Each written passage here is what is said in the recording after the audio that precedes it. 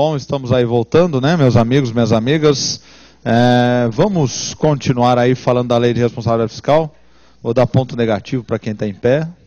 Depois eu vou chamar o pai aqui. Eu quero conversar com o pai, hein? Tem essa não, de me enrolar. Eu quero ver a assinatura dele, viu? Senão já viu. Mando para a direção. O negócio é o seguinte, parei falando sobre o relatório resumido de execução orçamentária, que já era um relatório estabelecido na Carta Magna. Agora, a LRF trouxe mais um documento que também já apareceu em provas de concurso público, que é o quarto aí, né? O primeiro foi o anexo de metas, o segundo anexo de riscos, o terceiro relatório resumido de execução orçamentária, olha que nome enorme, né? E o quarto é o relatório de gestão fiscal. Então anota aí, 4, relatório de gestão fiscal, o RGF, relatório de gestão fiscal. Esse relatório já caiu em provas, caiu em ESAF, caiu em CESP, se não me engano, na FCC também. Relatório de gestão fiscal, RGF. Bom, você pode colocar isso sobre esse relatório, né? Olha que interessante esse relatório, olha a diferença, né? Relatório que deverá ser produzido quadrimestralmente. Relatório que deverá ser produzido quadrimestralmente.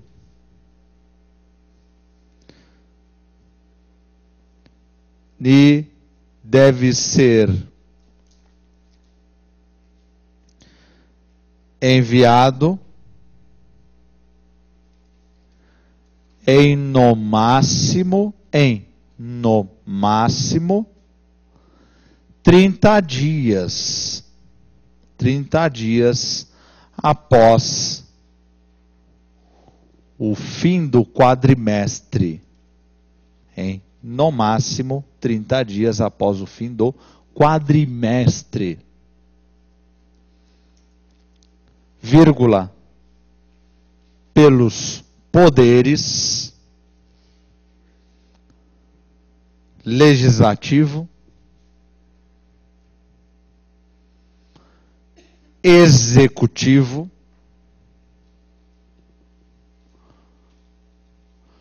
judiciário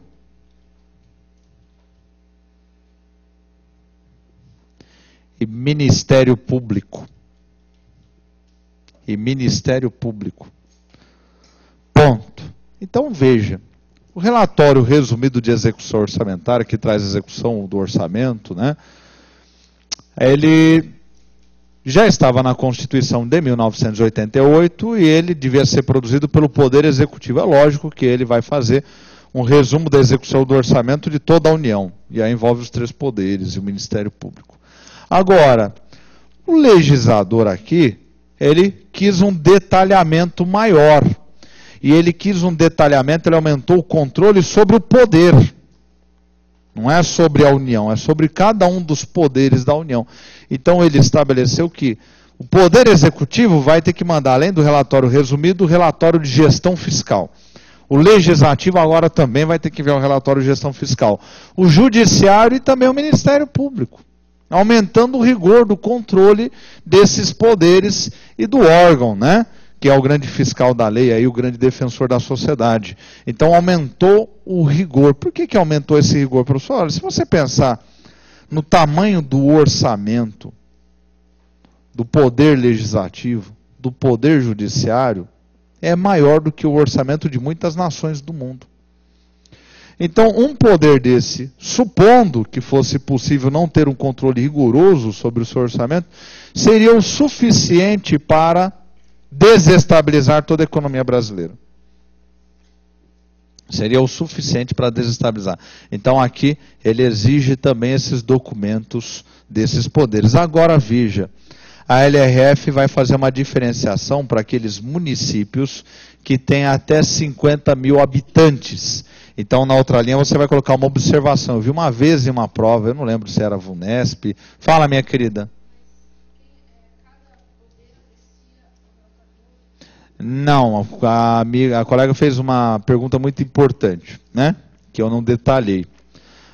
Quem que aprecia? Comissão mista do orçamento. Tanto exatamente, né? Tanto o relatório de execução orçamentária como o relatório de gestão fiscal vão lá para a comissão mista do orçamento. Ela aprecia emitir parecer sobre essas contas. E aí envia para as duas casas do Congresso. Porque lembra que o poder legislativo, ele é o controle externo dos outros poderes, mas ele faz o seu controle interno. E lembra também que não existe poder externo ao poder legislativo. Isso é uma deficiência constitucional a ser corrigida. E quem controla o legislativo? O próprio. O próprio. Não existe um poder externo. Então, esses relatórios vão para a Comissão Mista do Orçamento.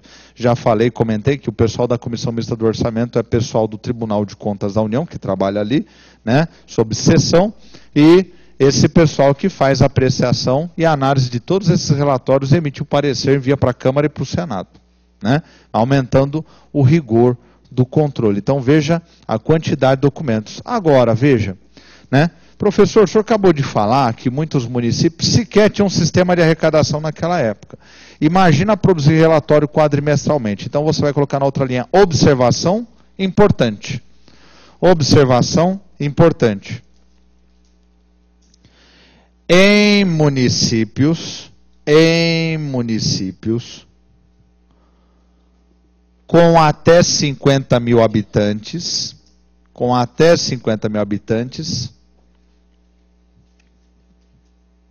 existe a opção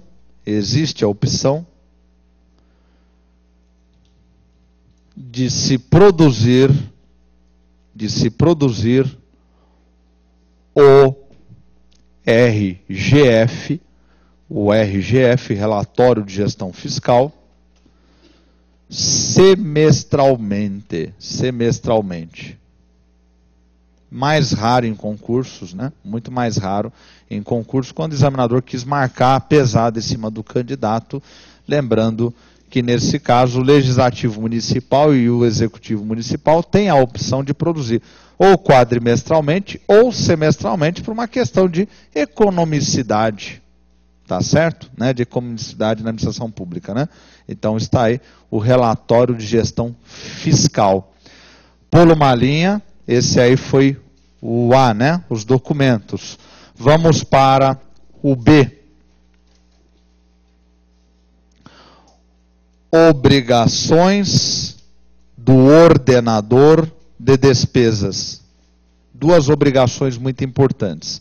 Obrigações do ordenador de despesas. Eu ainda não tenho visto isso aí em concurso, não lembro de nenhuma questão, mas eu já comentei tanto, então vou colocar aí no seu caderno. Pode colocar aí, né? Ordenador de despesas. Obrigações do ordenador de despesas. Na outra linha, pula uma linha, coloque aí. Este servidor, e isso vai responder para o nosso amigo lá, se não me engano, o Henrique, né, que perguntou. Este servidor, ao autorizar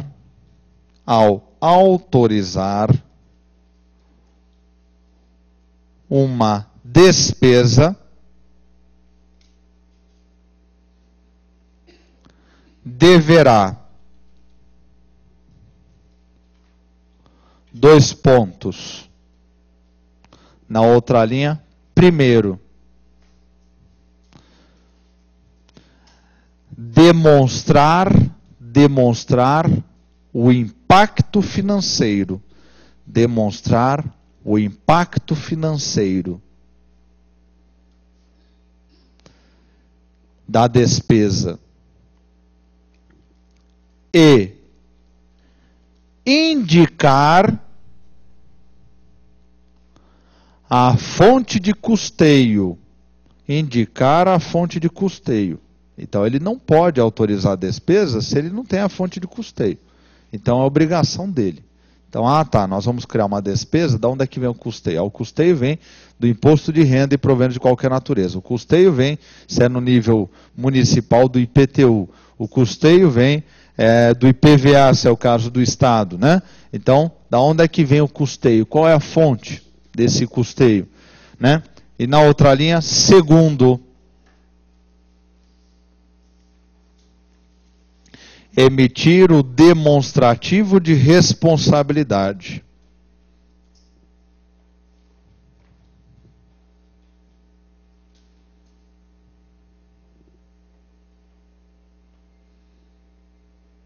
Comprovando por meio de seus dados funcionais,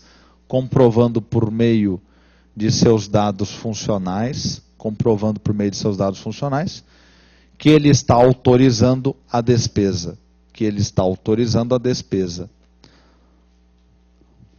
Olha, os poucos que eu conheci que atuam nessa área, gente muito séria. Sempre gente muito séria, né? Ponto. Então está aí, né? Algumas obrigações para o ordenador de despesas. Pule uma linha C. Vedações. Vedações, para quem está começando, quem já está já sabe o que significa.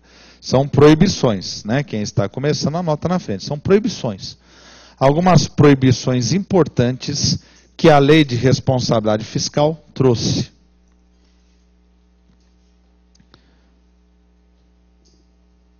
Na outra linha, primeira vedação. Autorizar despesa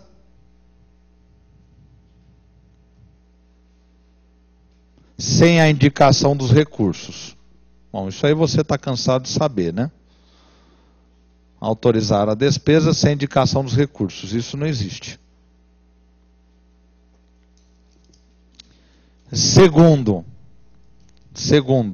Segunda vedação. É proibido ao ente federado,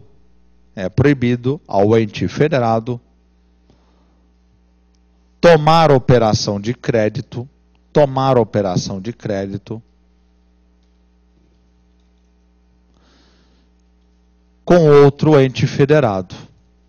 com outro ente federado. Professor, isso não é óbvio? Não, imagina. Você não é brasileiro? Você é brasileiro, você entende um pouco do Brasil, não é? É proibido o Estado de São Paulo pegar uma operação de crédito com o Estado de Minas Gerais. Afinal de contas, o governador aqui é tucano e Minas também.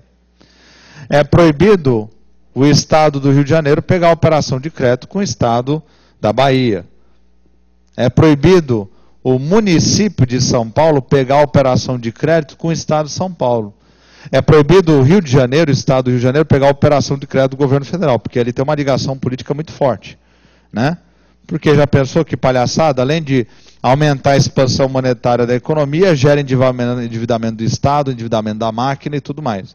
Então é vedado. Então a LRF finalmente sacramentou isso. Ente federado, se quiser dinheiro emprestado, procure uma instituição bancária. E não outro ente federado. Imagina, governador e prefeito, mesmo partido, né? Prefeito, olha, num ano antes do ano eleitoral, o governador, você me empresta o dinheiro, que eu vou tocar umas obras aqui no município para ser reeleito, e aí depois eu te empresto o dinheiro do município para o Estado para você ser reeleito. Né? Proibido. Né? Quer ver outra vedação curiosa? A quarta vedação. Terceira. É proibido ao ente federado,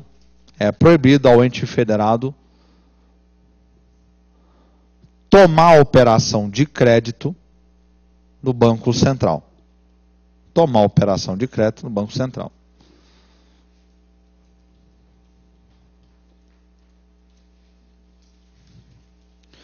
O Banco Central não é exatamente um banco, é uma autarquia. Mas ele empresta dinheiro.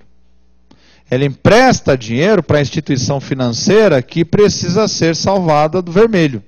Então, se ele viu que aquela instituição bancária ela é viável, né, que ela tem algumas dívidas, mas que se ele fizer um empréstimo ou uma operação de redesconto, né, ele pode fazer isso. Né? Na verdade, ele foi criado para isso, para salvar a instituição financeira. né, para proteger os investidores, que são cidadãos e pessoas jurídicas. Agora, o Banco Central não é lugar para ente federado tomar empréstimo. Quem é empréstimo, recorra ao Banco do Brasil, Banco Bradesco, Banco Itaú. Tem uma pergunta, fala, minha querida. Certo.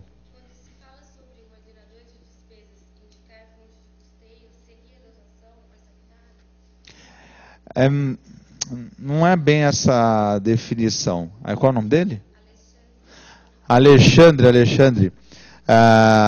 Logicamente que ele vai indicar esperando receber a dotação orçamentária. Então vai ter que inserir no orçamento. Né? Mas a fonte do custeio é exatamente de onde virão os recursos. De onde virão. A dotação orçamentária é uma autorização depois para a utilização desses recursos. Dotação orçamentária está do lado orçamentário, custeio está do lado financeiro. Ele está apontando o ordenador de despesa do lado financeiro, de onde vem o recurso. Né? São várias fontes. Cada contribuição social é uma fonte de recurso, cada receita é uma fonte de recurso, cada tributo, cada taxa é uma fonte de recurso. Né? Por exemplo, o Siscomex, ele é custeado por uma fonte de recurso que é a taxa do Siscomex. O Renavan, ele tem uma despesa que é custeada por uma fonte de recurso, que é a taxa do Renavan. Então, ele tem que apontar essa fonte de recurso. A dotação orçamentária, a autorização que o responsável, o autorizador da despesa recebe mais tarde, já na execução orçamentária, autorizando o executor da despesa a pagar aquela despesa. São coisas diferentes. Está certo? Tudo bem? Fala.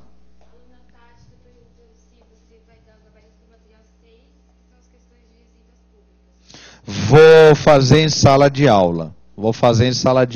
Depois eu vou disponibilizar tudo isso numa folha para vocês, com cada exercício, com gabarito também. Tá certo? Para que possam estudar numa folha, né, mais fácil, no documento Word. Né? Depois eu vou disponibilizar isso tudo em Word. Todas as questões desde o início eu vou transferir tudo para o Word e vou disponibilizar para vocês. E talvez mais algumas para que vocês estudem em casa também, porque eu tenho muita coisa. Tá certo? Agora, terceira vedação, é isso? Quarta vedação, também envolvendo ente federado. Olha só a quarta vedação. É proibido ao ente federado? É proibido ao ente federado tomar operação de crédito,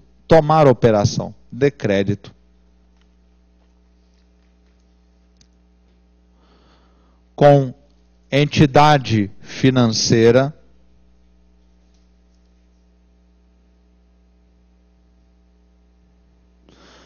da administração pública indireta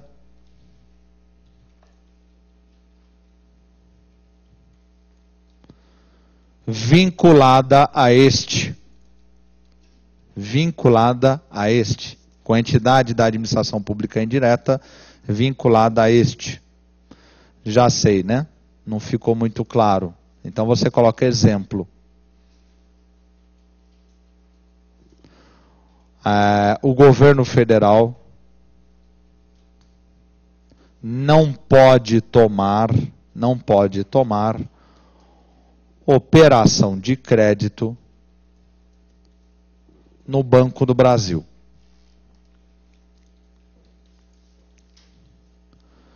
Outro exemplo, ponto e vírgula. Vou falar do estado de Minas, né? Um grande estado muito bonito, né? Pode colocar aí, o estado de Minas Gerais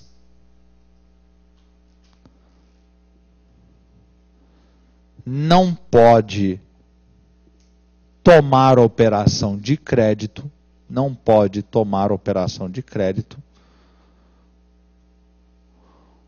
com o Banco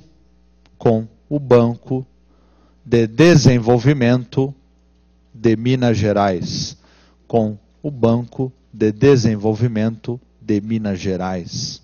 o BDMG, né?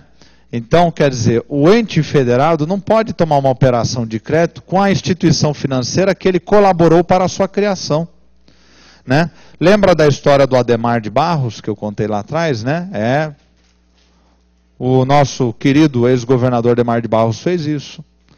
Nosso ex-governador Paulo Maluf também tomou operação de crédito, tomou operação de crédito no Banespa, né? O nosso governador Quércia, né, que já nos deixou finado, né, também tomou operação de crédito Banespa e deixaram para o Banespa uma dívida de 6 bilhões de reais. Então, né, muito criticado, até eu mesmo na época, sentei a lenha, quando o Banespa foi privatizado e foi parado na mão do Santander, o banco de Satã, né, que eu sempre brinco, né? Se você não sabe por que, abre uma conta corrente lá que você vai descobrir por quê, né? Não, eu não sei hoje, né? Brincadeira, mas eu só me ferrei, né? Trabalhei numa escola que eles obrigavam você a ter uma conta no Santander, mas que diabo, gente, era inferno aquilo ali. Os funcionários eram de uma gentileza incrível, só que não funcionava nada, né? Era uma loucura, né? Não chegava dinheiro, não... a escola tinha depositado no registro, era uma loucura aquilo ali, né? A verdade, a impressão que eu tenho é o seguinte, quando eles chegaram no Brasil, não foi só o Santander, não, foi vários bancos, quando teve a abertura econômica, chegaram no Brasil, achando que isso aqui era uma colônia ainda e que eles iam se dar bem aqui, que a gente não sabia nada. E só fizeram besteira, né? No final foram devorados pelos bancos brasileiros. Pode reparar. O que você quer num país que banqueiro é português, descendente de português, judeu ou árabe, meu amigo, né? Entendeu? Né? Os caras são tudo ultra, mega, hiper inteligente. Devoraram todos os estrangeiros, né? O Santander foi o que sobreviveu. Mas, lógico, né? Houve muitas críticas, né? Mas, pô, né? O Santander comprou o Banespa, quer dizer, é uma licitação no mínimo esquisita, mas hoje eu sei por que isso. Né? Porque o Santander ele se comprometeu, e isso foi muito bom para o país e para o estado de São Paulo, principalmente em liquidar a dívida do estado de São Paulo. Então ele falou, olha, eu pago o que os outros bancos pagariam, só que eu também vou perdoar a dívida do estado de São Paulo. Então o Santander tirou do bolsinho dele 6 bilhões e pagou a dívida, né? Então, para evitar esse tipo de constrangimento, na LRF, né, o legislador estabeleceu, olha, o ente federado não pode tomar operação de crédito com instituição financeira que ele estabeleceu. Por quê? Quem é que nomeia o dirigente da instituição financeira? O chefe do executivo do ente federado. Então, é a presidente da Dilma que nomeou o presidente do Banco do Brasil, da Caixa Econômica e do BNDES.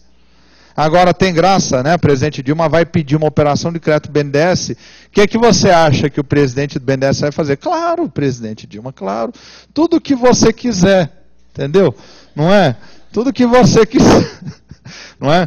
Então, o legislador, né, estabeleceu essa vedação. Mas aí eu não posso perdoar o comentário que o presidente Fernando Henrique também foi muito sagaz, né? Eu não vou deixar nem testar essa lei, porque governador é tudo louco. Privatiza tudo. Então, na realidade, Brasília fez uma pressão imensa sobre os estados para privatizar tudo. Privatiza tudo, privatiza tudo. No estado de São Paulo, que é um feudo tucano há muitas décadas, né? Eu acho que vai continuar sendo feudo tucano, né? Por muitas décadas, deixaram até a administração passada uma caixa econômica, que era a nossa caixa. Deixaram a nossa caixa. Mas o governador Serra fez questão de, antes de sair, privatizá-la. Só que, na verdade, aí o governo federal, que é do PT, fez uma manobra que era a seguinte, não, para proteger os servidores da nossa caixa, o Banco do Brasil adquiriu a nossa caixa. Né? Então, olha só a estratégia. O governador Serra, não, eu vou privatizar antes que isso caia na mão de um gatuno e o gatuno resolva, né, violar a LRF. Porque você sabe, o agente político, gente, assim como o empresário, é um homem audacioso. Se ele não é audacioso, ele não vai ser empresário nem agente político. Você vê o agente político na eleição beijando bebê sujo, comendo buchada de bode em boteco duvidoso, não é isso, né? Eu lembro do presidente Fernando Henrique, né? Lá em cima do burrinho, né? Com chapéuzinho de couro, né? Estava visitando o interior do Nordeste com aquela cara dele assim, né? Quem diz assim, né? Um puta do constrangimento. O presidente Lula não, ele é popular, né? Então ele chega, ele brinca, já senta, ele é que nem o Fidel Castro, né? Senta junto com o povo, põe uma lata ali, já senta junto. O presidente Fernando Henrique não, já era um homem mais, né, de salão, né, de mundo acadêmico. Então você via assim o constrangimento. Falar do povo na sociologia é uma coisa, viver no meio do povo, não é isso? Então, né, todo sociólogo eu sempre recomendo que não fez isso, né? pega o ônibus que sai da Praça da Bandeira às 6 horas da tarde até o Morumbi e vai lá junto com o povo, né, para depois você poder discorrer sobre o povo. Você vai lá prensado dentro do ônibus, entendeu? Sendo encoxado por todo mundo. Aí você vai ter uma noção do que é a situação do brasileiro que rala todo dia, não é verdade? Sai cansado do serviço e ainda tem um transporte horrível. Então, o agente político, justamente por essas características, né, de entrar em tudo que é buraco, em tudo que é canto, é um homem audacioso. Então, a chance dele violar a lei é muito grande, gente. É muito grande. Ele é que nem aplicador de bolsa de valores, ele está acostumado com alto risco. É que nem empresário. Ah, mas porque o empresário burlou o fisco. Mas é da natureza do empresário. Não é que ele é corrupto, bandido. É que ele é um homem audacioso. O negócio dele só vai sobreviver se ele for audacioso. Alguns são mais audaciosos, outros são menos audaciosos. Não é verdade? Né? Por que eu sou professor? Porque eu não sou audacioso. Se eu fosse muito audacioso, ia ser empresário, não é verdade? Mas não, eu tenho aquela besteira que eu aprendi em casa. Não, eu tenho que preservar o nome, tem que preservar isso e aquilo. Não é? Então, a gente sempre tem medo de sujar o nome. O cara não, ele vai ser empresário e suja o nome dele, o nome da família, o nome dos filhos, de todo mundo. Não é isso? E vai que vai, até a empresa dá certo. Né? Perguntaram para um dono de um hortifruti granjeiro aqui em São Paulo. Como é que o senhor explica o seu sucesso? Foi duro, viu? Primeiro eu fali 4 hortifruti granjeiros.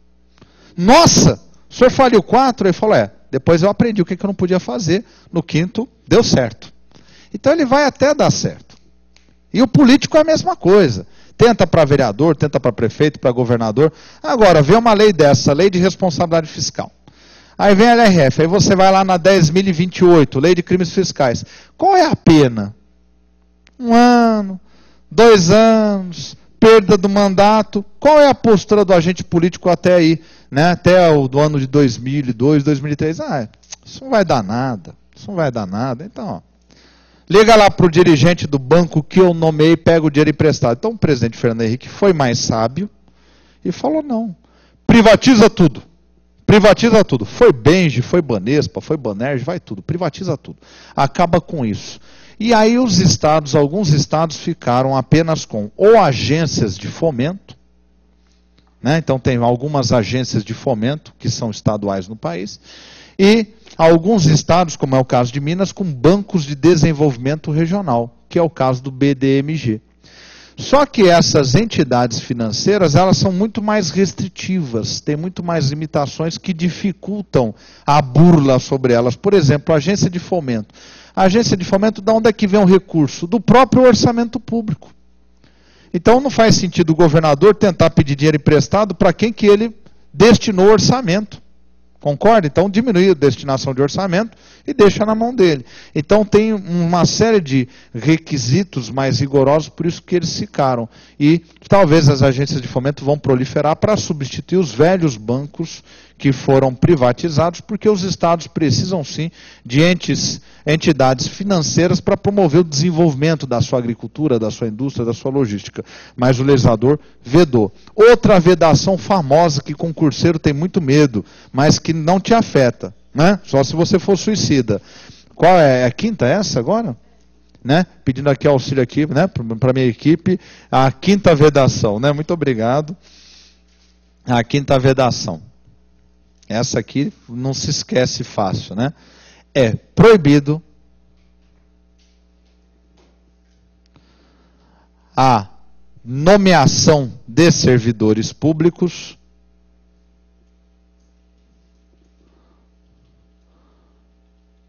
nos últimos 180 dias de mandato. Nos últimos 180 dias de mandato. É o último semestre. Então, professor, pergunta clássica. Olha, esse ano está tendo eleição para a prefeitura. Posso prestar concurso para a prefeitura? Pode. Você pode prestar o concurso em novembro, você pode prestar o concurso no início de dezembro.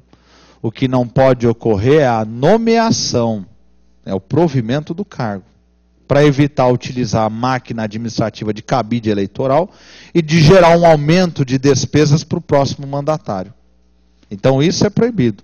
Mas, professor, eu passei num concurso do Banco do Brasil, que é uma entidade da administração pública indireta federal. Eu posso tomar posse na função do Banco do Brasil? Pode, muita gente está tomando posse agora.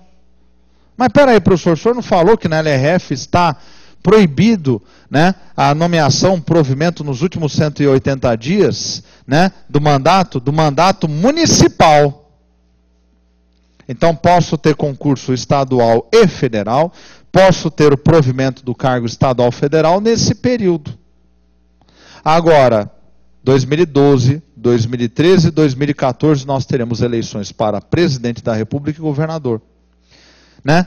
Nos últimos 180 dias do ano 2014, pode ter concurso para a Receita Federal do Brasil? Pode. Nos últimos 180 dias, pode ter concurso público para a Secretaria da Fazenda Estadual? Pode. Passei! Parabéns. Então, professor, posse só em 2015. Prestei o concurso nos últimos 180 dias do mandato da presidente Dilma para a Receita Federal. Passei. Quando é que vem minha posse? 2015. Por isso que eu falo. Não peça demissão do emprego só porque você passou no concurso. Espera, né? Outra coisa também. Nada de pedir demissão do emprego para poder ter tempo para estudar. Né? Porque tem gente que tem casos, né, de pessoas que pedem demissão do emprego para prestar o concurso público. E a maioria desses casos, geralmente quando você vê a história, o cara passou. Só que o cara já veio estudando, 2 anos, 3 anos, então ele já fez várias provas, ele já sentiu que ele vai passar, ele tem certeza que ele vai passar, então ele tem um pé de meia, aí ele pede demissão do emprego e se dedica full time. Também é um cara que ele já estuda 12 horas, 8 a 12 horas por dia. Ninguém precisa mandar, ele nem fala que tem preguiça, ele levanta, senta o traseiro e começa a estudar. Então quando você chegar nesse padrão, aí você pode fazer isso. Agora, estou começando a estudar para concurso público. Mas, professor, eu não tenho tempo, eu tenho trabalho, eu tenho filho, tripla, quádrupla, quíntupla jornada. A vida é dura mesmo, diz o Bill Gates, a vida é dura. Mas, pelo menos sem tempo, você tem motivação para estudar. Agora, o duro é você estar com tempo sem dinheiro. Aí você vai ficar deprimido e não vai estudar. Então, continua, né? Estuda, chega em casa meia-noite, 1 da manhã. Ah, mas eu vou com sono? A vida é dura. A vida é dura. Se você não fizer, quem vai fazer? Não é isso? Então, lamentável realidade.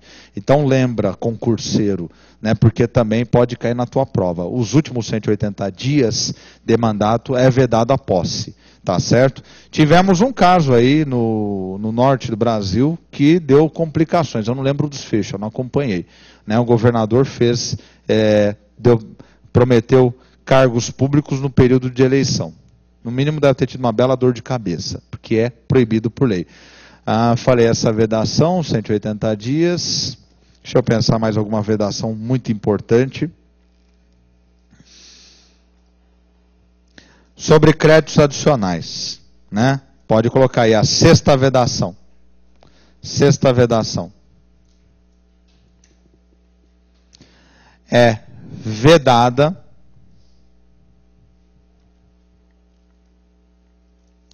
operação com créditos adicionais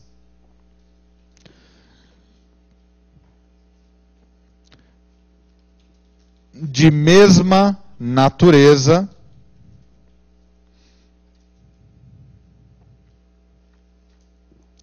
enquanto outra não foi encerrada. Enquanto outra não foi encerrada. Ponto. Então, a minha prefeitura pediu créditos especiais para o legislativo, mas não pagou a operação e quer pedir outra operação, créditos especiais. Isso está obrigando o administrador, na hora que ele for realizar um pedido de autorização para créditos adicionais, especiais ou suplementares, a ser bastante rigoroso no seu planejamento. pede, mas pensa bem o quanto você vai precisar. Porque se você não encerrar essa operação, você não pode abrir outra operação. Então está aí. E aí terá que sair anulando despesas, desesperadamente. Vai sair anulando despesas. Então está aí algumas das vedações mais importantes, que eu já vi em prova. Né? CESP-NB já cobrou. Vedado, ente federado tomar operação de crédito no Banco Central, ente federado tomar operação de crédito com outro ente federado, realização de despesa não autorizada, operação com crédito adicional, sem que outra anterior tenha sido devidamente encerrada.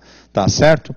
Vamos deixar aí este item das vedações e vamos colocar aí o D. Pula uma linha D. O que é que vem no D, professor? Limitações. Isso aqui é um assunto muito explorado por todas as examinadoras. Limitações com gastos de pessoal. Limitações com gastos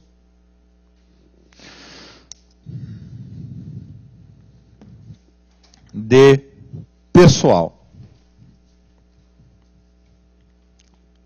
Isso aqui cai muito FCC, cai ESAF, cai CESP, VUNESP, né, que eu nunca menciono muito a VUNESP, também já vi questões VUNESP, tratando de gastos com pessoal. Limitações de gastos com gastos de pessoal. Né? Mas por que, professor, essa limitação com gastos de pessoal? Ora, veja bem. A função do Estado é atender ao interesse da coletividade, ao bem-estar público. A função do Estado não é virar cabide de emprego. Então, o servidor público, né, é contratado para que o Estado cumpra a sua missão. Então, o orçamento não pode ser comprometido todo com gasto de pessoal. Então, por isso que tem uma limitação. Olha, quanto o Estado pode gastar do seu orçamento com servidores, com empregados públicos. Então, tem limitações que nós vamos ver elas. Agora, essas limitações, elas estão baseadas numa receita que ela recebe o nome de receitas correntes líquidas. E eu vou tratar um pouquinho sobre ela. Então, você vai colocar na outra linha, né? A LRF determinou limitações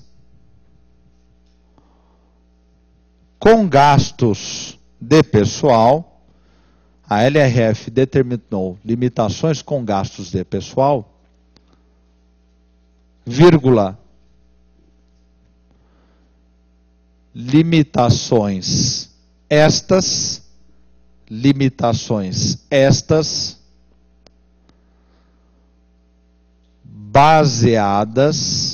baseadas nas, por favor, escreva com letras maiúsculas as três palavras, receitas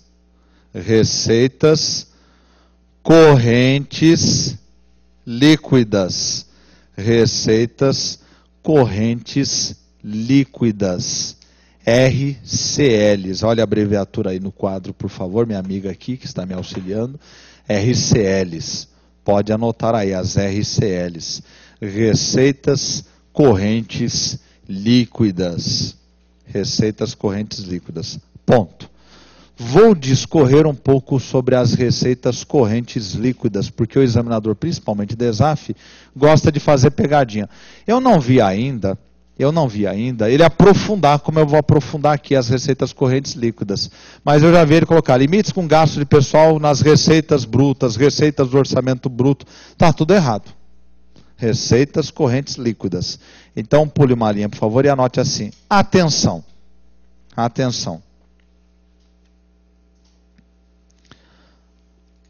As receitas correntes líquidas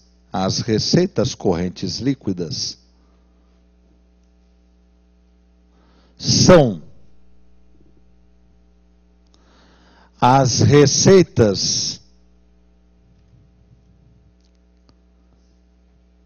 de competência do ente federado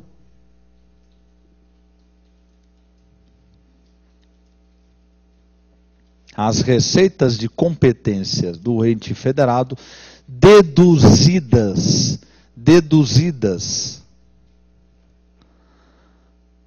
as receitas de contribuições de seus servidores, deduzidas as receitas de contribuições de seus servidores,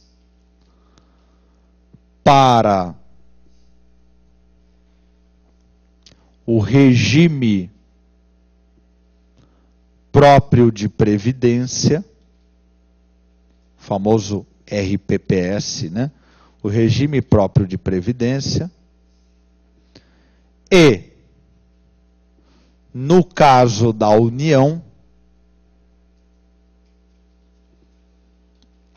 também são deduzidas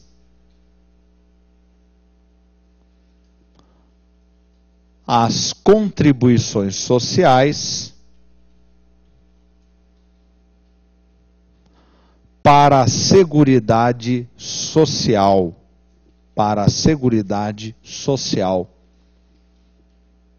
né? Abra parênteses, artigo 195,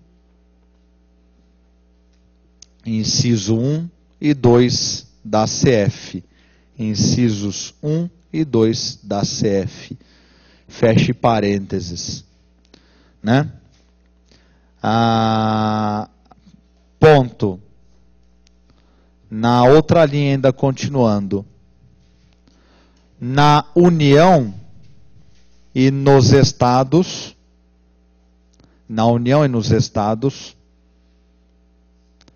também são deduzidas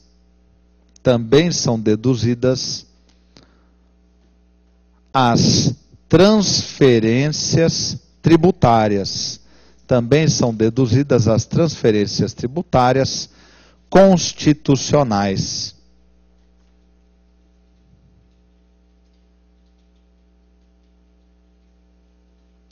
Dos artigos 157,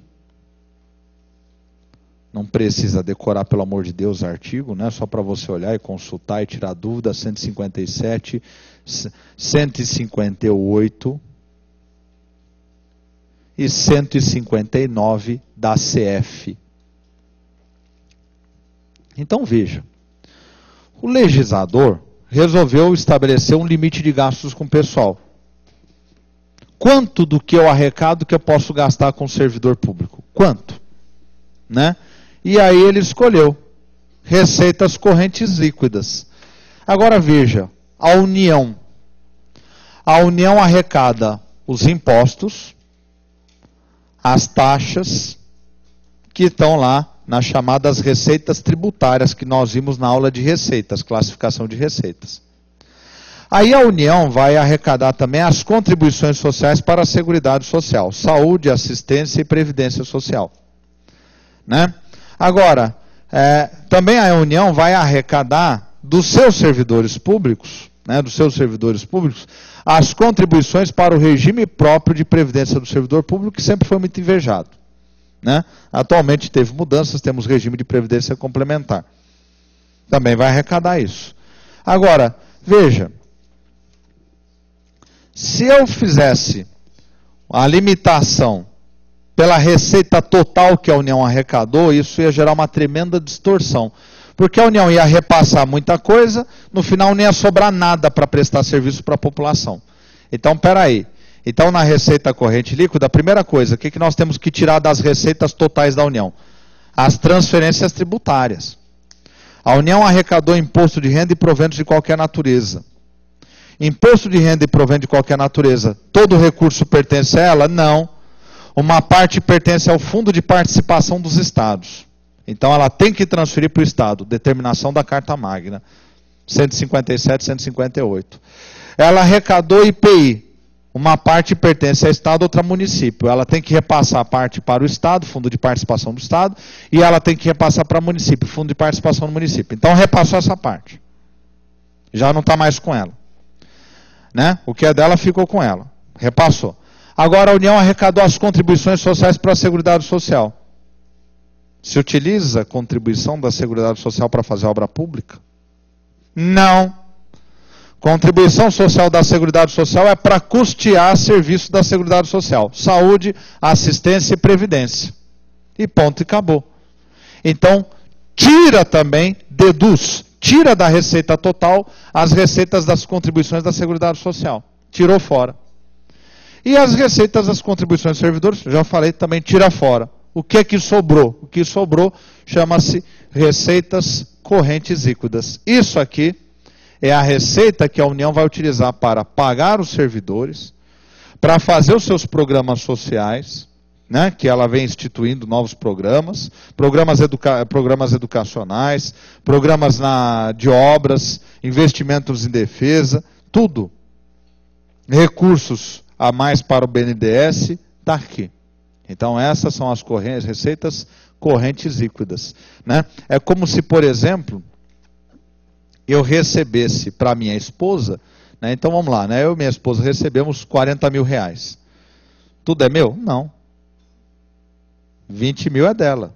Né? Ela trabalhou o mês todo, não é isso? Então eu tenho que considerar o quê? Minha receita corrente líquida é 20 mil, o resto eu tenho que repassar para ela. Então eu não posso fazer uma dívida que todo mês eu vou gastar 30 mil, um gasto, porque não é meu. Então aqui é a mesma coisa, o que é que pertence à União? O que pertence à União chama-se receita corrente líquida. No Estado, o Estado também ele arrecada IPVA. O IPVA é um tributo da competência estadual.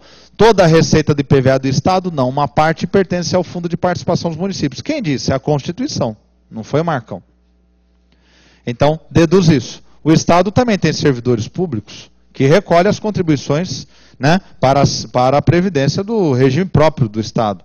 Então, também deduz isso. O que sobrou, receita corrente líquida. E o município? O município não transfere para ninguém, ele é o chão. Mas o município também tem servidores. E se ele tiver regime de próprio instituído, entidade de regime próprio, tem que deduzir também, né, essas contribuições. E aí o que sobrar para ele são receitas correntes líquidas. A título de curiosidade, o dinheiro que ele recebe do Fundeb também não é contabilizado como receita corrente líquida, para dar maior margem para o município. Tá certo? Então estão aí as receitas correntes líquidas. Agora, você vai pular uma linha e coloque aí o teto. O teto, né? O teto é um termo informal, que é muito utilizado com gastos de pessoal. Então você pode colocar teto de casa. Não, ainda estamos no mesmo item. Ainda estamos no mesmo item. Né? Agora que nós vamos ver os valores, né? As porcentagens, melhor. O teto com gastos de pessoal. O teto com gastos de pessoal. Por esfera de governo. Por esfera de governo.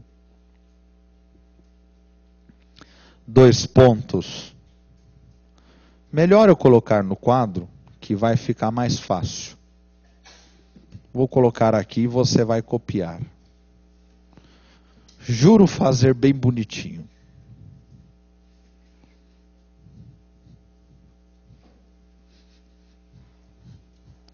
Isso aqui caiu FCC já várias vezes, ESAF várias vezes. CESP também.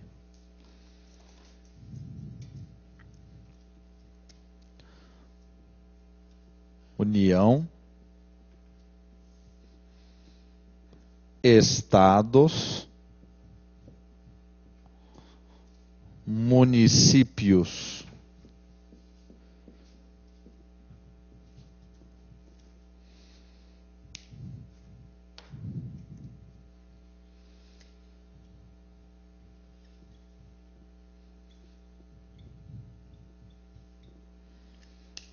União. 50%, estados 60%, municípios 60%. Das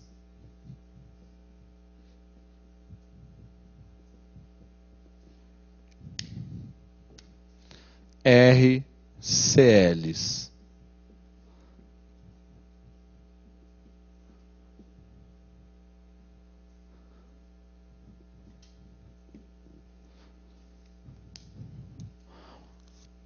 50, 60, 60. 50, 60, 60, senão você acaba sentando.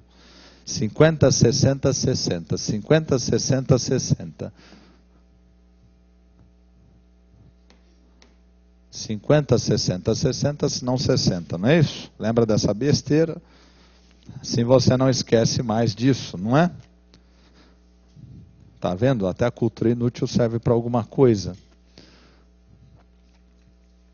Agora, a FCC, ela resolveu, numa prova, perguntar por poder. É lógico que esse examinador, ele tem problemas sexuais muito sérios. E como ele tenta descontar nos outros, ele fez isso, não é? E colocou por poder. Foi um caso raro que eu vi dele perguntar por poder. Então, depois que você anotar, eu vou te passar por poder quais os gastos. Eu já decorei, já esqueci, já decorei de novo, esqueci de novo. Então, eu vou passar para você.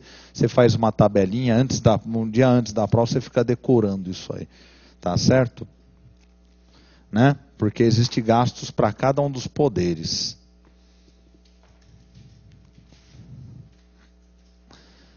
Só gente infeliz para fazer uma questão dessa, imagina. Uma pessoa feliz, realizada, né, na vida amorosa, ou pelo menos contente do jeito que está, né? Entendeu? Né? Porque não dá para ser flores todo dia, né? Nunca ia fazer uma coisa dessa, né? Uma pessoa que ama a vida, né? Uma pessoa é um suicida potencial. Anotaram? Então agora você pula uma linha, coloca aí. Discriminação dos limites por poder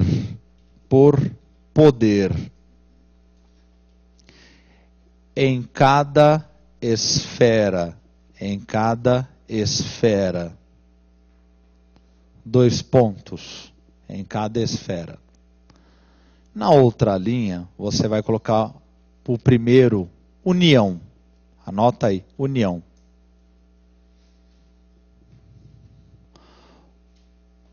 Poder executivo. Põe P executivo, abrevia, né? Porque senão vai ter espaço, aí vai ficar tudo uma bagunça só. Poder executivo. 40,9%. 40,9%. Olha que número maldito, né? 40,9%. Né? Depois outro poder, o segundo é o judiciário, porque tem muita gente trabalhando no judiciário, né? Poder judiciário é 6%. Poder do judiciário é 6%. Aí eu aproveito, não é um poder, mas eu já coloco o próximo, porque ele é uma fração do judiciário. Ministério Público da União, o MPU. Ministério Público da União, 0,6%. Né? 1/10, né? Da União, 0,6%. E na 0,6%, pode o cara perguntar isso na prova? Realmente, né? Pode colocar aí na outra linha o poder legislativo. Parece pouco, mas é muito, né? 2,5%. Poder legislativo, 2,5%. Então está aí para a União. 40,9% fica no executivo, porque certamente é onde você vai encontrar o maior número de servidores, né? Na esfera federal, são de 600 a 700 mil servidores federais. Né? O bolo deles está onde? No poder executivo, né? Vamos lembrar que são 29 ministérios, tem as autarquias, tem as fundações, né? Tem as empresas públicas, sociedade e economia mista, né? Então estão aí, né? Agora você vai pular uma linha e coloque aí estados. Estados. É o 2, né? Estados.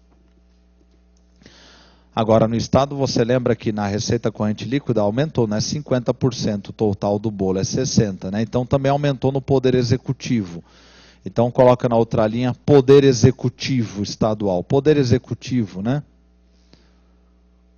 49%. O Poder Executivo é 49%, né?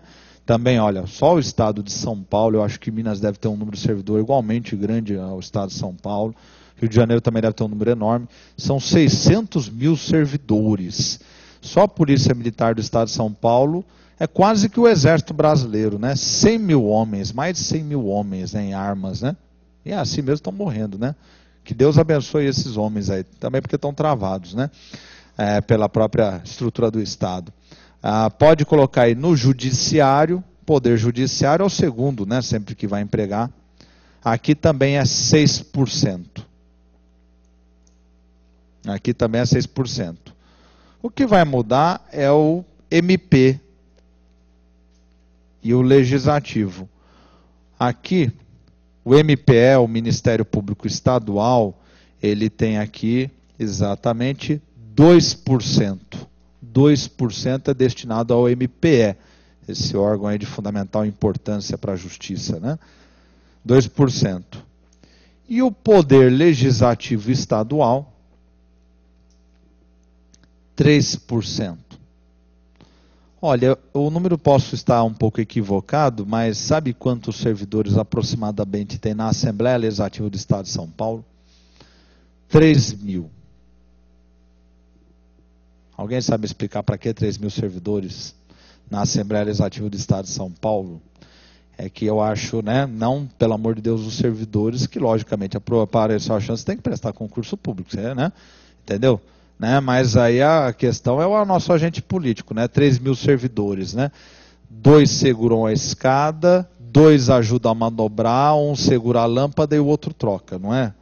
Porque não tem justificativa para 3 mil servidores. Olha, aí o Congresso Nacional é uma coisa aí nababesca também, viu? É nababesca, eu não lembro se é 3 mil, 7 mil, acho que são 7 mil. Essa é uma quantidade de servidores que é, né? É um super cabide, né? Tá certo? Agora, pula uma linha, municípios, né? A esfera municipal, aí é fácil. Esfera municipal é fácil decorar, um dos que eu guardei em primeiro lugar, né? Esfera municipal, né? O poder executivo, dos 60%, ele ficou com 54%. Poder executivo, 54%.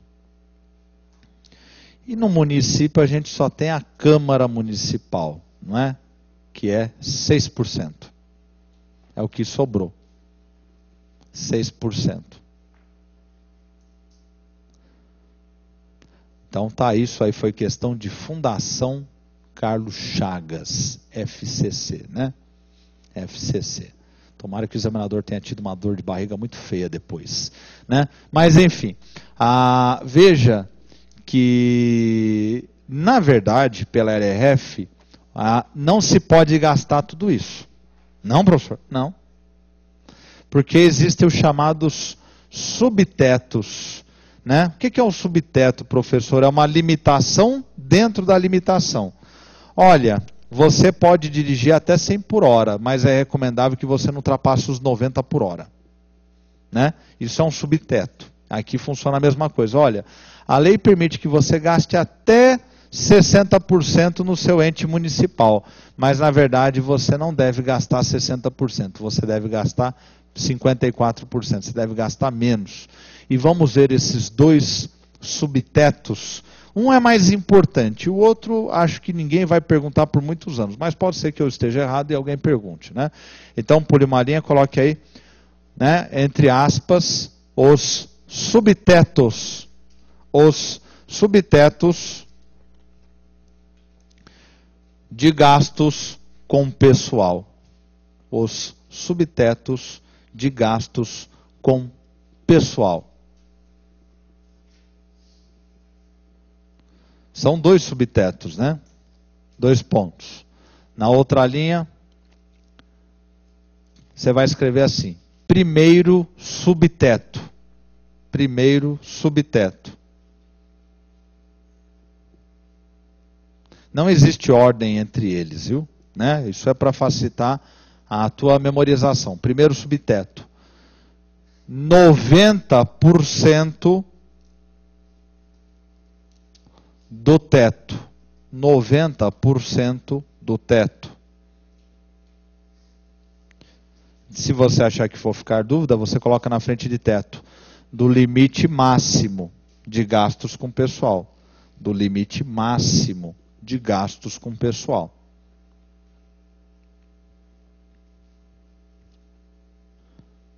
Do limite máximo de gastos com pessoal. Feche parênteses, puxe uma seta e anote na frente. Este limite é prudencial. Este limite é prudencial. Este é o termo técnico. E ao ser alcançado,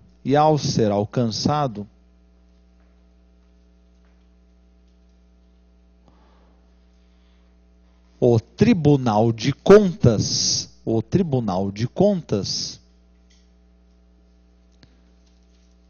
notificará o ente federado. Notificará o ente federado de que o limite foi ultrapassado.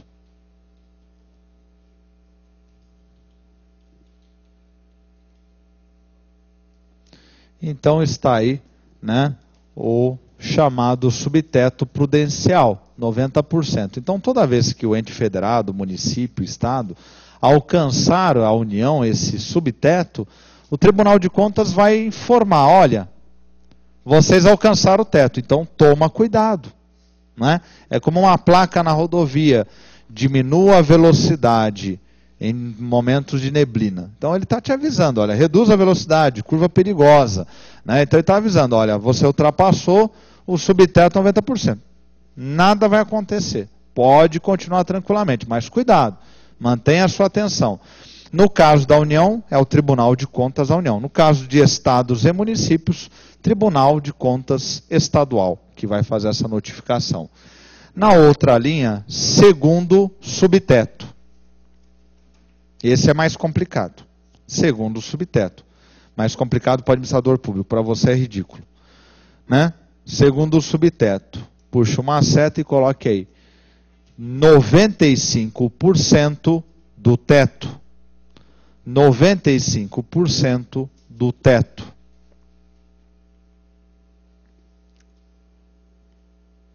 Puxa uma seta e coloque aí. Ao ser ultrapassado,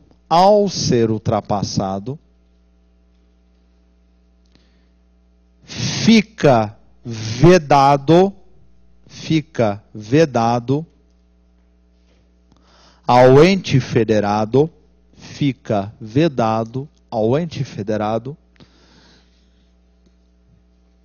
a realização de novas contratações,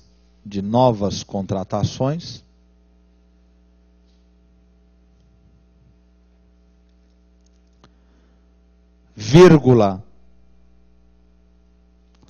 da concessão de aumentos, ou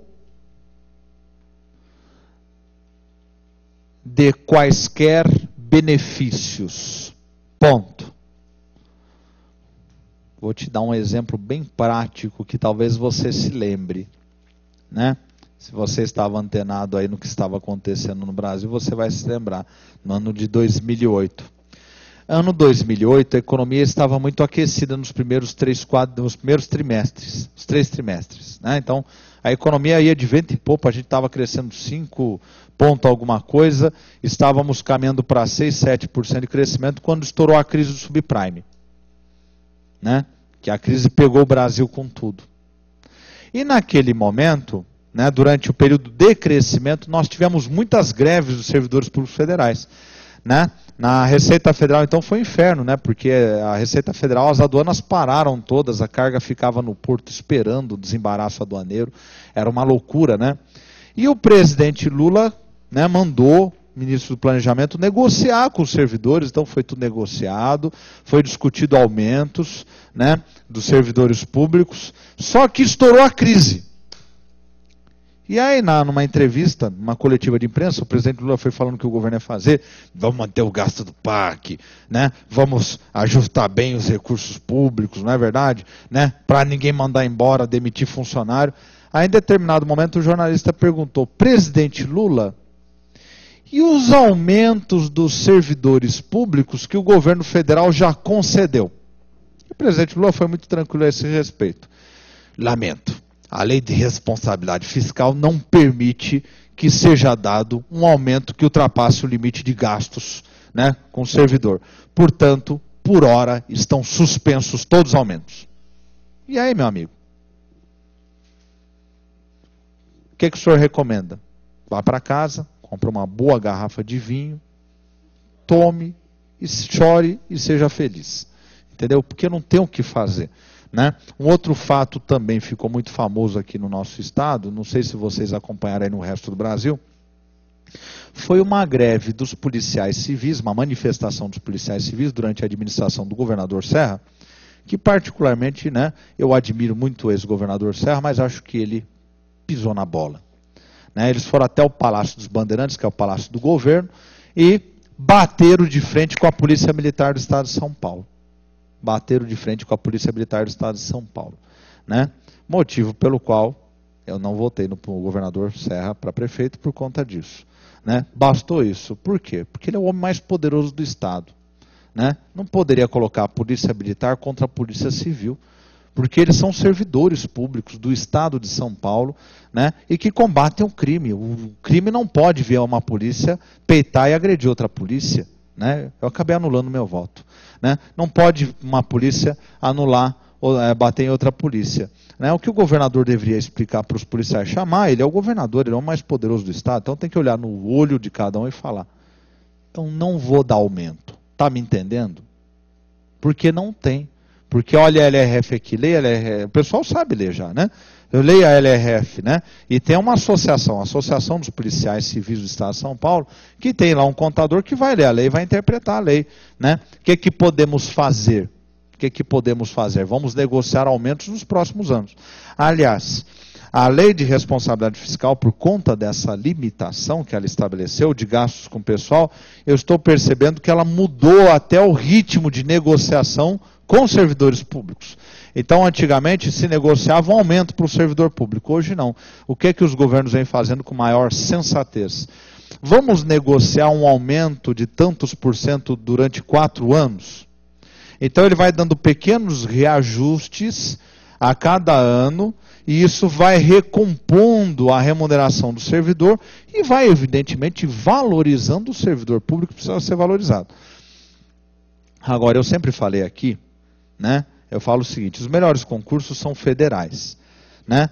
Exceção para as receitas públicas, né? As receitas, secretarias de fazenda, que geralmente a remuneração é muito parecida. Então você pega, por exemplo, remuneração da fazenda do Estado de Minas Gerais, da fazenda do Estado de São Paulo, é muito próximo da Receita Federal. Por quê, professor? Porque senão o candidato passa, o meu cunhado, aconteceu isso, né? Fui no casamento dele agora em Limeira, agora domingo passado, né? Muito bonito o casamento dele. Primeiro passou na Secretaria da Fazenda, depois casou, né? Mas enfim, né? Então, o Márcio, ele ficou algum tempo estudando para ser, ele queria ser auditor da Receita, ou federal ou estadual. E ele passou, o primeiro concurso que ele passou foi auditor da Receita de Limeira. E ele foi trabalhar lá. Qual era a remuneração lá? Se não me engano era R$3.000, deve estar uns 4, 5 mil hoje, deve estar mais. Né? O que é que ele fez? Continuou estudando. Passou no outro concurso, o que é que ele fez para a Receita de Limeira? Não é? Então, por isso, as fazendas estaduais costumam pagar a mesma remuneração que a federal, muito próxima, porque senão o servidor ele passa na federal e deixa a estadual sem auditor, vai embora. Né?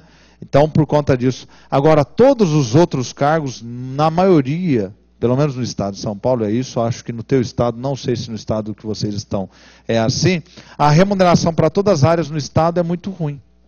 É muito ruim. E no estado de São Paulo, eu falo para os meus alunos, prestou concurso estadual para uma outra área que não é a Secretaria da Fazenda, passou, parabéns, toma posse. Né? Mas continue estudando. Continue estudando. Porque você sempre vai receber pouco no estado de São Paulo. Né? O estado de São Paulo nunca vai remunerar muito bem policial, nunca vai remunerar muito bem professor, nunca vai remunerar muito bem médico, nada disso. Por que, professor? O estado de São Paulo ele tem 40 milhões de habitantes. Isso é mais do que a população da Austrália. Então o governador ele olha para a lei de responsabilidade fiscal e com seriedade. E aí ele pensa, nossa, olha, o Estado aumentou a arrecadação, a economia está bem, o Estado está aumentando. Nossa, aí ele tem que fazer uma opção. O que, que ele vai fazer? Vou aumentar a remuneração dos servidores já existentes ou vou aumentar as contratações de servidores? Como ele tem uma população de 40 milhões de habitantes, ele vai optar sempre em contratar novos servidores. Eu tenho poucos recursos, ou eu aumento o salário de quem está, ou eu contrato mais.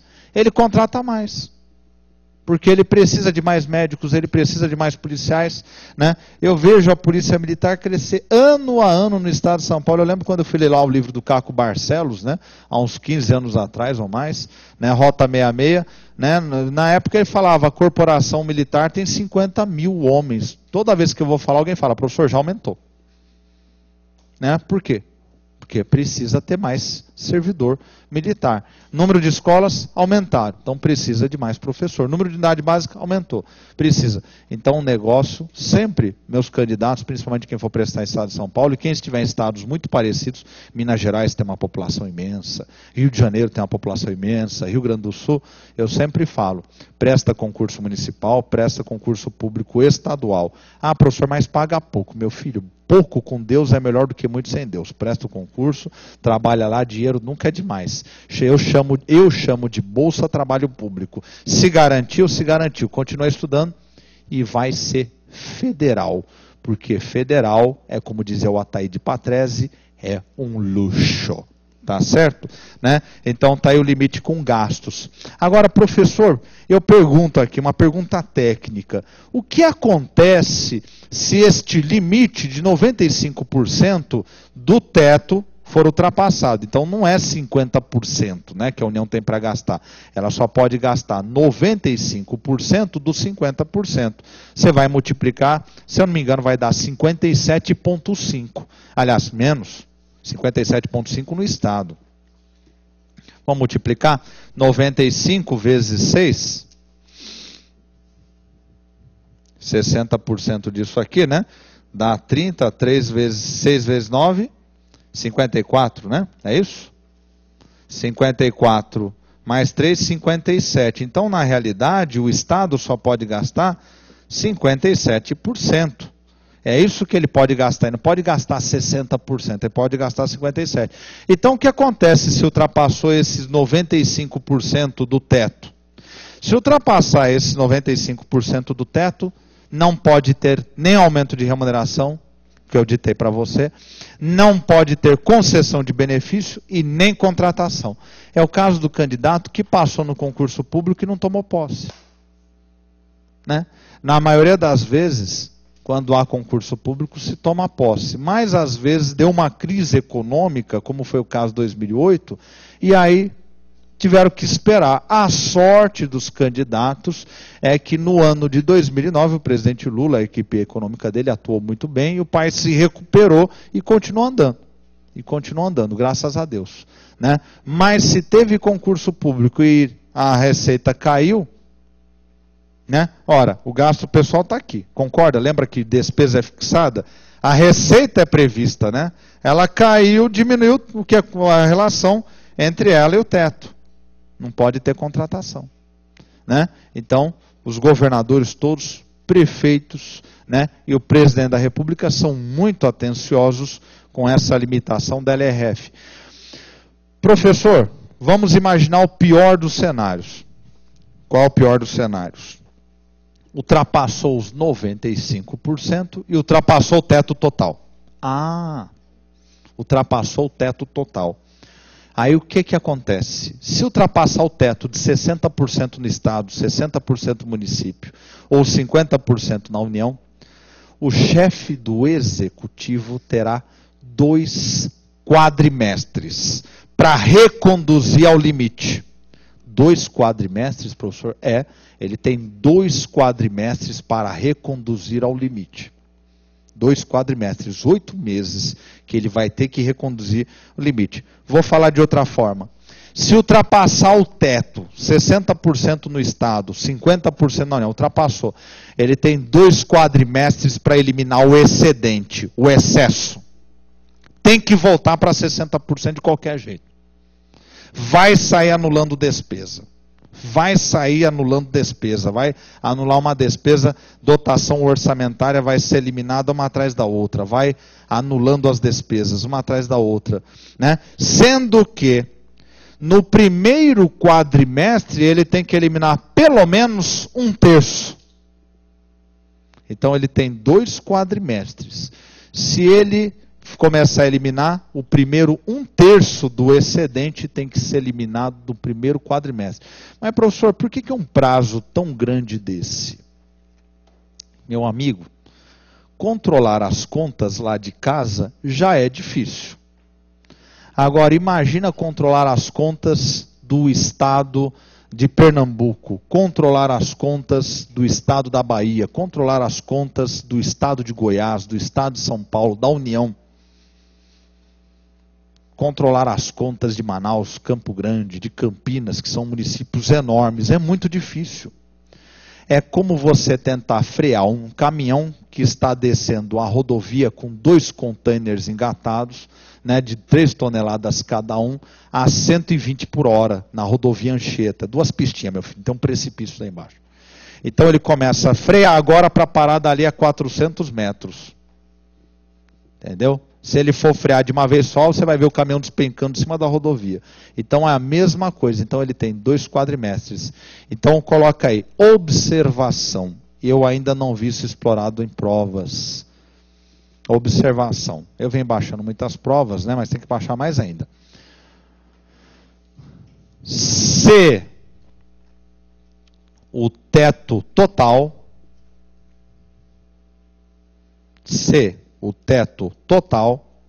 de gastos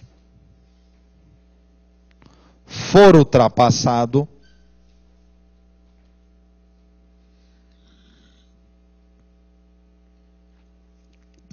o administrador público tem que eliminar o excedente em 2 quadrimestres. Em 2 quadrimestres. Sendo que no primeiro quadrimestre deverá eliminar 1/3 do excedente. Deverá eliminar 1/3 do excedente, 33,33%, aí vai. Dá uma dízima isso aí, né? 1/3 do excedente, né? Então está aí, os limites com gastos de pessoal. Estuda com carinho. O que é que cai aí na maioria das questões? O teto, 50, 60, 60, 50, 60, 60, 50, 60, 60. E depois que guardou isso, aí você aprofunda um pouquinho mais nas outras informações que eu lhe passei. O segundo tema aí que cai, né, pode cair com grande chance, é esse limite de 95%. E na FCC, por poder, tá certo? Agora, esse era o item o quê? D, perdão. Aqui minha assessoria aqui, pedagógica. Era D. Agora nós vamos para o item E. De novo, né? As questões vão ficar para a aula de amanhã. Porque eu já estou vendo aqui no meu reloginho, né? Que vai acabar dando amanhã. Amanhã, eu prometo, faço essas questões aí com você. Logo de cara, né?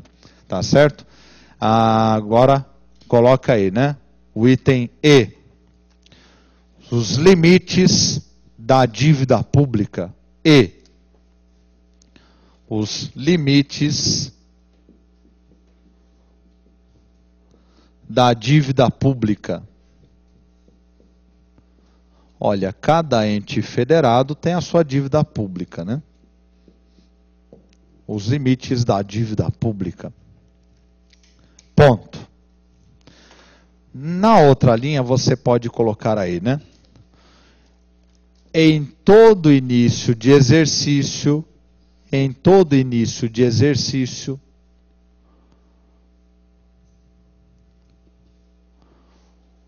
o chefe do executivo,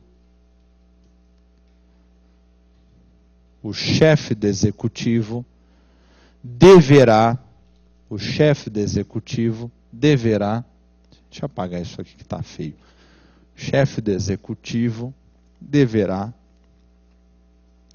enviar ao Senado Federal o pedido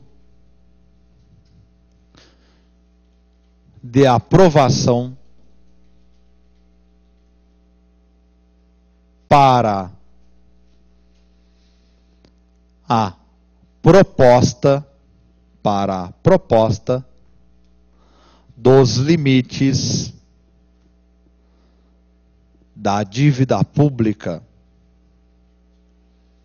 Limites da dívida pública, por favor, grifa proposta dos limites da dívida pública. Então, todo início de exercício, o chefe do executivo envia a sua proposta. Professor, se for o governador do estado, para onde é que ele envia? Claro, para o Senado Federal. E se for prefeito? Para o Senado Federal. Ou você acha que o país pode se dar ao luxo de deixar um estado ou um município quebrar o país inteiro? É isso que o legislador pensou. Olha lá o artigo 52 da Constituição Federal, a título de curiosidade, das competências do Senado Federal. Olha a Câmara. A Câmara é quase que uma cachaça, 51, né? Entendeu? A Câmara tem lá 4 incisos. Agora você vai para o Senado Federal, que é o 52, tem um monte de incisos, né? Senado Federal que autoriza operação de crédito interna ou externa para qualquer ente federado. É o Senado Federal que autoriza operações de garantia para qualquer ente federado nacional. O Senado Federal que autoriza a emissão de títulos da dívida mobiliária para qualquer ente federado. Então, se o Estado de São Paulo quiser tomar uma operação de crédito lá fora ou aqui dentro, tem que beijar a mão de quem? Senado Federal. Se o município de Cabrobó quiser pegar uma operação de crédito no Banco Bradesco dentro do seu próprio município, do outro lado da rua da prefeitura, tem que pedir autorização para quem? Para o Senado Federal. Se o município de Monte Alto, interior paulista, né, e bota interiorzão lá na Paulista, quiser uma operação de crédito, tem que pedir autorização para quem? Para o Senado Federal. Se o município de Presidente Médici, na região norte, né, precisar de uma autorização para uma operação de emissão de títulos da dívida mobiliária, quem tem que pedir autorização? O Senado Federal. Olha só, São Gabriel da Cachoeira, lá na cabeça do cachorro, lá na fronteira com a Colômbia, tem que pedir autorização para o Senado Federal. Né? Senado Federal, Senectu, senador, serenidade. São eles que têm a serenidade para aprovar esse tipo de operação. Então, para quem que também eu vou propor os limites da dívida pública? Senado Federal. Ele que autoriza. E na outra linha você coloque aí. Após a autorização,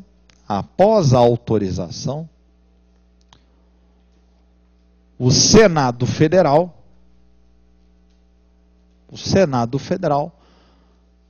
vai acompanhar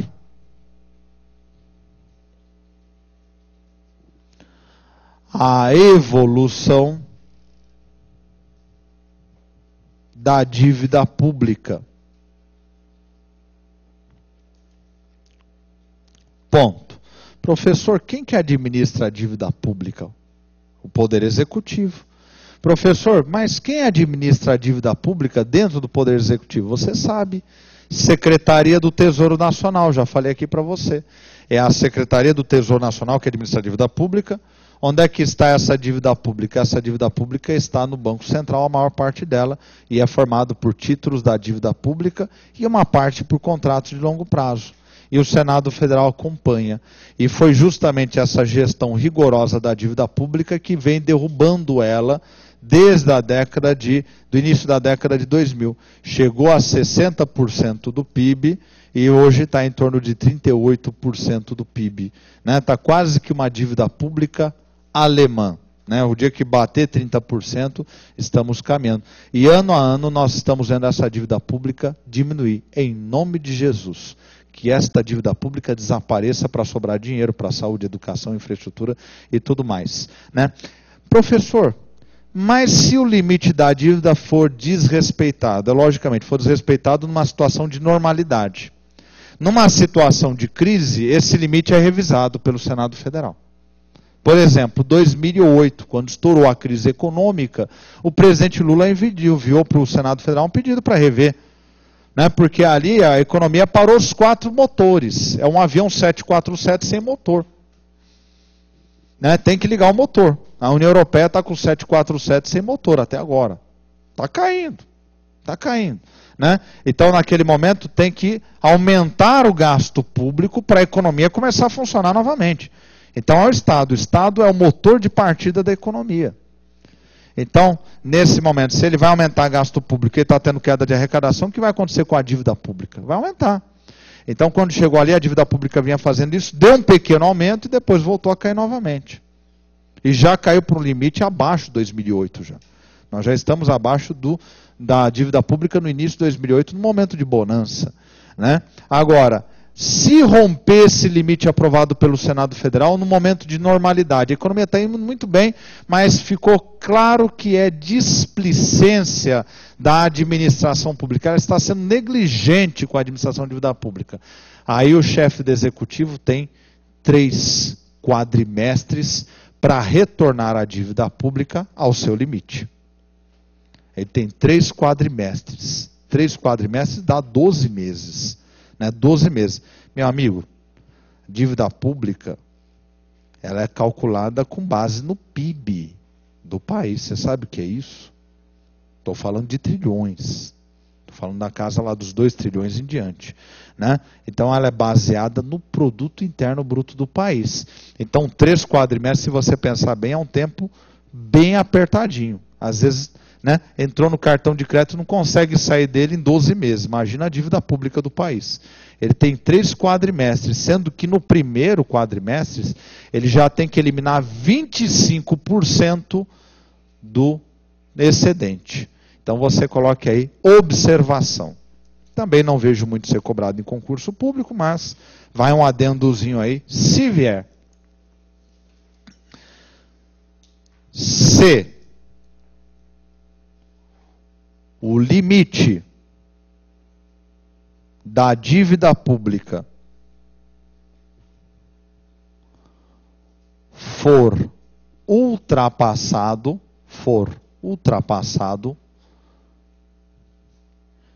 em um momento de normalidade,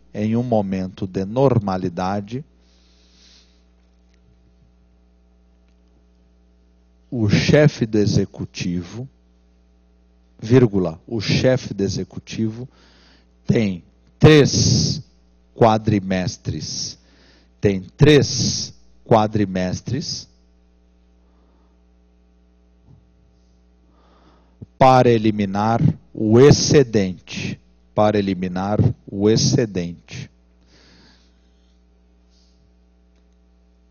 Sendo que 25% do excedente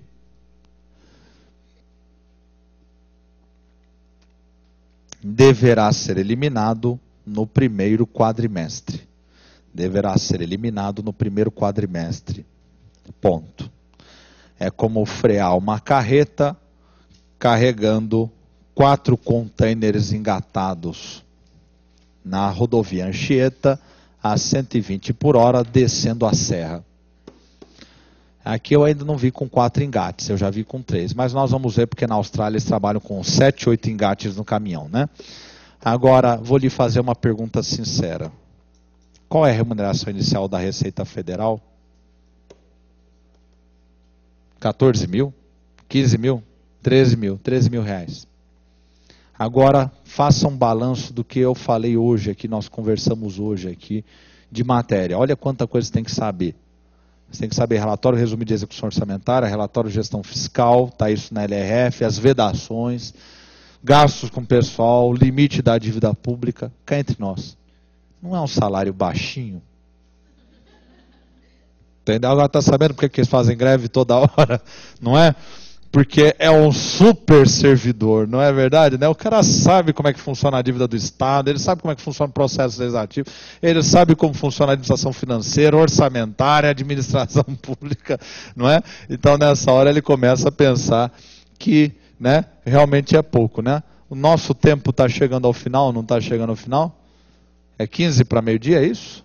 10 para meio-dia? Está quase lá, né?